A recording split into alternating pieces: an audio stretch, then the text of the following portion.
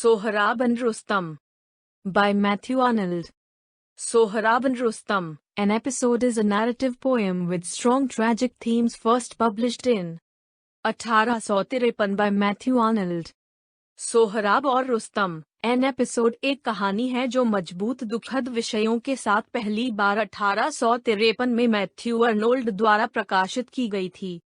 कविता उस दृश्य से शुरू होती है जहां टाटर्स और फारसियों की दो शक्तिशाली सेनाओं को ऑक्सस नदी के किनारे पर बांधा जाता है। रात के दौरान सैनिक सो रहे हैं। अगले दिन वे एक महान लड़ाई के साक्षी बनने वाले हैं। टाटर सेना का नायक सोहराब सोने में विफल रहता है। शुरुआती भोर के भूरेपन में वह अपना बिस्तर छोड़ देता है और टाटार सेना के कमांडर पेरन विसा के क्वार्टर में महान अतिक्रमण के काले टेंट के माध्यम से अपना एकांत रास्ता बनाता है। सोहराब टाटर्स के युवा चैंपियन हैं। शायद ही एक लड़के से ज्यादा वह टाटर होस्ट के सबसे शक्तिशाली सेनानी में विकसित हुआ था। वर्षों में युवा और हथियारों में प्रसिद्ध, वह फिर भी बेचैन और असंतोषी है। बाकी सबसे ऊपर वह अपने पिता को ढूंढना चाहता है जिसे उसने कभी नहीं देखा। अतुलनीय रुस्तम, फारसियों का अजय सरदार। पेरन विसा जागता है जब सोहराब प्रवेश करता है और उससे एक असामान्य एहसान पूछता है। सोहराब फारसियों के एक नेता को एक मुकाबले के लिए चुनौती देना चाहता है। उन्हें उम्मीद है कि एक सेनानी के रूप में उनकी ख्याति उनके पिता के कानों तक पहुंचेगी। पेरन विसा धैर्य का आग्रह करता है और इस प्रकार भाग्य को लुभाता है। उसे डर था कि वह हार जाएगा। वह उसे अपने पिता को खोजने के लिए अहिंसा के माध्यम का उपयोग करने की सलाह देता है, लेकिन वह जितना छोटा है, सोहराब उसकी बात सुनने को तैयार नहीं है। जब से उसने सुना है कि वह एक प्रसिद्ध योद्धा का बेटा है, वह भी अपनी ताकत से अपने अज्ञात पिता को प्रभावित करना चाहता है। जिस तरह एक शेर क्लब को वापस आयोजित नहीं किया जा सकता है, पेरन विसा ने महसूस किया कि वह सोहराब को वापस पकड़ सकता है और उसे द्वंद्व युद्ध से लड़ने की अनुमति देता है। अगली सुबह दोनों सेनाएं अपना शिविर बनाती हैं। मेजबान खुद को युद्ध में शामिल करने के लिए तैयार थे। एक दृश्य है जहां दोनों सेनाएं अपने संबंधित कमांडर के आदेश का इंतजार करती हैं। जिस तरह वे लड़ाई में शामिल होने वाले थे, वैसे ही पेरीना विसा लड़ाई के मोर्चे पर दिखाई दिए। फिर उन्होंने घोषणा की कि युद्ध के बजाय एक द्वंद्व होगा। इसका मतलब यह था कि एक चैंपियन फारसी सेना बनाता है और दूसरा रूप ततार सेना एक दूसरे से लड़ती है। यह एक मौत का मैच था जिसमें अंतिम व्यक्ति अपनी पूरी सेना के लिए जीत हासिल करेगा। इस बीच फारसी शिविर में गुदुरज परिषद का एक सदस्य टाटा सेना के चैंपियन का सामना करने के लिए रुस्तम को बुलाने जाता है, लेकिन रुस्तम का कहना है कि सोहराब द्वारा डाली गई चुनौती को पूरा करने के लिए राजा को खुद कुछ युवाओं का चयन करना चाहिए। वह स्वीकार करता है कि वह अपने प्रतिद्वंद्वी से बड़ा है, इसलिए वह लड़ाई में हिस्सा लेने से इनकार करता है। गुड्डुर्स ने तब उसे ताना मारते हुए कहा कि रुस्तम चुनौती को ना कहने के बाद लोगों से क्या कहेंगे। वह रुस्तम को चेतावनी देता है कि ऐसा न हो कि लोग उसके दिनों को समाप्त मान लें। गुदुर्स के ये शब्द रुस्तम के भीतर योद्धा की भावना को ट्रिगर करते हैं और वह द्वंद्व में भाग लेने का फैसला करता है। गुदुर्स तब शिविर में लौट आया जब रुस्तम अपने अनुयायियों को बुलाता है और उन्हें अपने प्रतिद्वंद्वी को उतारने के लिए अपनी बाहों और अपनी ढाल लाने के लिए कहता है। उन्होंने अपने घोड़े रुक्ष की बोली लगाई। घोड़ा एक वफादार कुत्ते की तरह उसका पीछा करता है। इसके बाद रुस्तम अखाड़े की ओर अपना रास्ता बनाता है। दोनों नायक अखाड़े में अपनी जगह बनाते हैं। इस समय रुस्तम ने सोहराब को बैकआउट करने के लिए कहा। रुस्तम यह बताता है क्योंकि वह सोहराब के युवाहुड पर दया करता है। रुस्तम यह भी बताता है कि सोहराब उनके लिए एक बेटे की तरह है, इस तथ्य को जाने बिना कि सोहराब उनका वास्तविक बेटा था। सोहराब शक्तिशाली आकृति को देखता है और जैसा कि वह देखता है, उसके स्तन में एक अजीब आशा का जन्म होता है। वह आगे बढ़ता है और पराक्रमी योद्धा के सामने घुटने टेकता है। कला तू रुस्तम नहीं है? बोले, आप नहीं हैं? सोहराब को केवल उसके पिता के नाम के बारे में बताया गया था। इसलिए अपने पिता होने की उम्मीद करते हुए वह अपने पैरों पर गिर जाता है और अपने पैरों को पकड़ लेता है और उससे पूछता है कि क्या वह रुस्तम है। रुस्तम सोचता है कि यह एक चाल है और सोहराब के विस्मय को डांटता है। वह उसे अपनी प्रसिद्धि के प्रमाण के रूप में बताता है कि वह स्वयं रुस्तम है। वह उसे कहानी सुनाता है जिसके अलावा उसने एक बार दो सेनाओं को चुनौती देने के लिए ऑक्सस सभी फारसी प्रभु के अलावा एक ही लड़ाई में उसके साथ सामना करने के लिए चुनौती दी, लेकिन वे सिकुड़ गए। वह उसे अपने पैरों पर उठने और उसे चुनौती देने के लिए ताना मारता है। सोहराब अपने पैरों के जवाबों पर यह कहते हुए उठ जाता है कि वह उससे डर नहीं रहा था। मैं कोई लड़की नहीं हूँ जिसे शब्दों द्वारा पीला कर दिया जाए। वह उसे यह कहते हुए चेतावनी देता है कि उसने सोचा था कि वह युवा था, फिर भी जीत सुनिश्चित नहीं थी कि वह किसके दरबार में आएगा और केवल हमें दौरे में भी सिखाएगा। इस बातचीत के साथ दो महान नायक अपने राज्य के सम्मान के लिए लड़ते हैं। वे भाले और क्लब से लड़ते हैं और दोनों ने अपने अपने हथियारों में महारत हासिल कर ली है। लड़ाई में सोहराब ऊपरी हाथ हासिल करता है। वह रुस्तम कवच पर क्षति को प्रभावित करने का प्रबंधन करता है। बदले में रुस्तम अपने क्लब के साथ सोहराब पर हमला करके वापस लड़ने की कोशिश करता है, लेकिन सोहराब युवा होने और अपने चपलता कौशल का उपयोग करके रुस्तम के स्ट्राइक फॉर्म को चकमा देता है।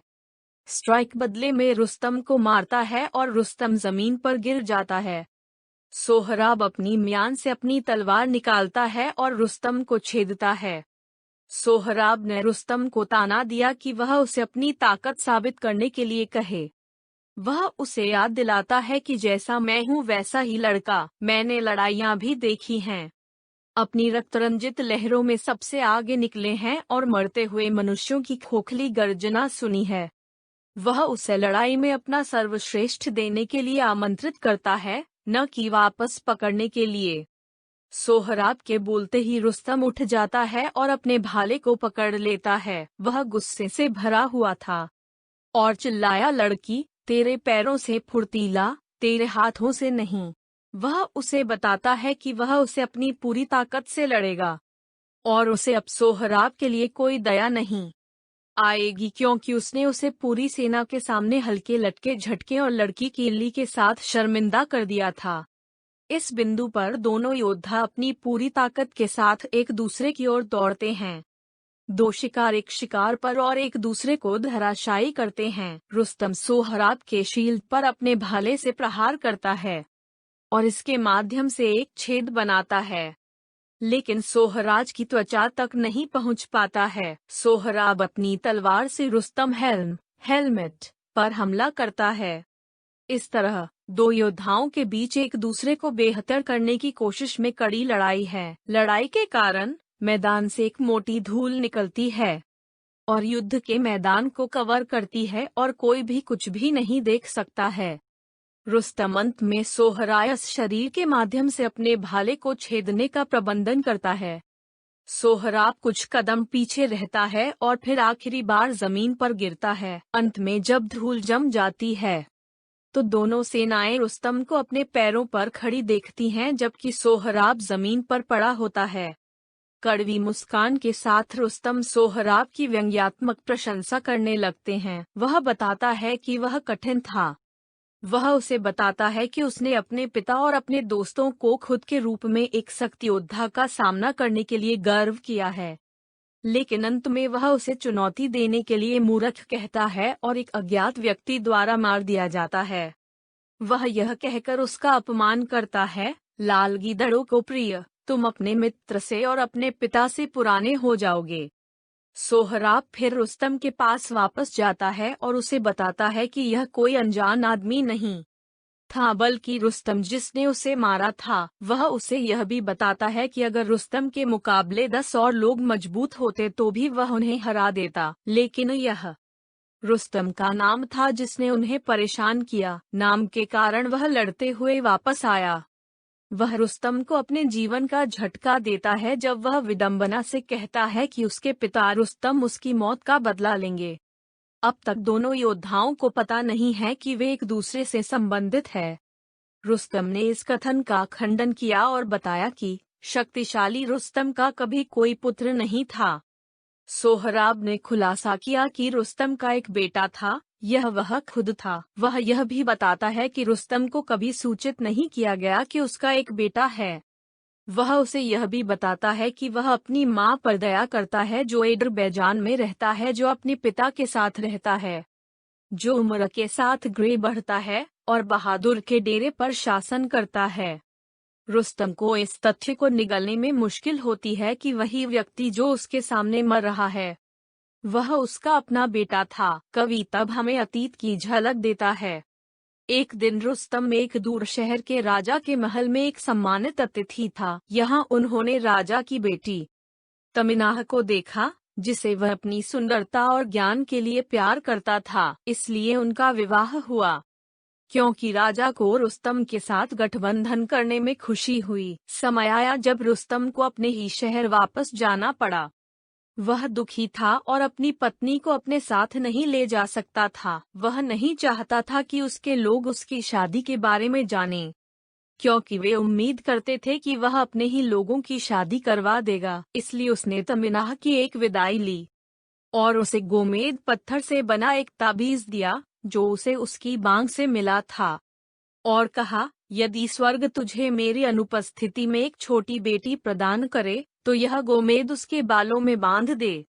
लेकिन अगर कोई बेटा उसे अपनी बांग पर रखता है तो क्या वह साहम, मेरे पोते, और जाल, मेरे पिता के रूप में भाषण के रूप में अंका मजबूत होगा। कुछ समय बाद तमिनाह ने एक प्यारे से लड़के को जन्म दिया जो उस पल से दुनिया में मुस्कुराया था जब वह उसके पास आया था, और इसलिए उन्होंने उसे सोहराब या मुस्कान का बच्चा कहा। वह अपने पिता के समान पराक्रमी था। जब वह 9 साल का हो गया तो वह उस भूमि के किसी भी बड़े आदमी से बेहतर तरीके से लड़ सकता था और सवारी कर सकता था। तमिनाह को डर था कि रुस्तम को ऐसे बेटे पर गर्व होगा और वह उसे उससे ले जाएगा। अभी भी एक बच्चे के रूप में उसने अपनी बांग पर गोमेद के ताबीज को बांधा था और रुस्तम को संदेश भेजा था कि इसके बजाय एक बेटी पैदा हुई थी। रुस्तम निराश था क्योंकि उसने एक बहादुर बेटे की आशा की थी, लेकिन उसने बच्चे के लिए 5 गहने भेजे जो उसकी देखभाल करने के लिए मां को बांधते थे। वह युद्ध के मैदान में व्यस्त था और उसे देखने नहीं आ सकता था।